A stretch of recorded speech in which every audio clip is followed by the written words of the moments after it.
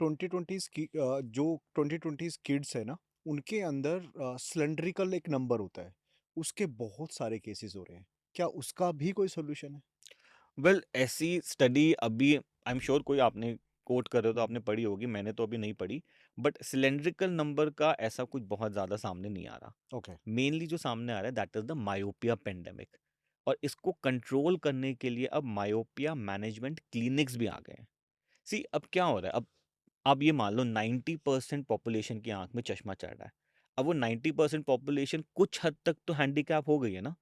तो अब क्या हो रहा है, हम पेरेंट्स को प्री काउंसल भी करते हैं। जेनेटिक काउंसलिंग होती है उनकी कि बच्चों की आंख में चश्मा ना आए।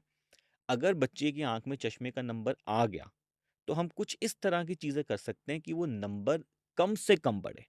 और आजकल की टेक्नोलॉजी से उस नंबर को हम 60% बढ़ने से रोक सकते हैं। तो मान लो एक बच्चे का चश्मे का नंबर मान लो 5 पहुंचना था। मायोपिया मैनेजमेंट की हेल्प से हम उस नंबर को 2-2.5 पे ही रोक सकते हैं। तो उसका लाइफस्टाइल बेटर रहेगा, हाई नंबर से लाइफस्टाइल खराब हो जाता है। कैसे ओके, रोकते हैं हम इसको? 2-3 तरह के ऑप्शंस होते हैं। एक एट्रोपिन करके ड्रॉप होती है जिसको यूज़ कर सकते हैं। एक कुछ मायो स्मार्ट ग्लासेस होते हैं, उनको पहनते हो तो चश्मे का नंबर नहीं बढ़ता।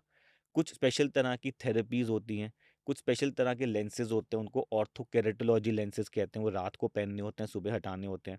क्योंकि कई सारे पेशेंट्स हमारे पास आते हैं, स्पेशली पेरेंट्स हमारे पास आते हैं जो कहते हैं कि डॉक्टर साहब मेरे बच्चे की आँख में चश्मे का नंबर तो चढ़ गया, अब कोई तरीका है कि इसको बढ़ने से रोक सकें? कहीं ऐसा ना हो कि भाई नंबर चढ़ते जा रहे, बढ़ते जा रहे, बढ़ते जा रहे, वो हुँ। इतना बढ़ गया कि पेशेंट को एक हैंडीकैप ही हो गया लाइफ में।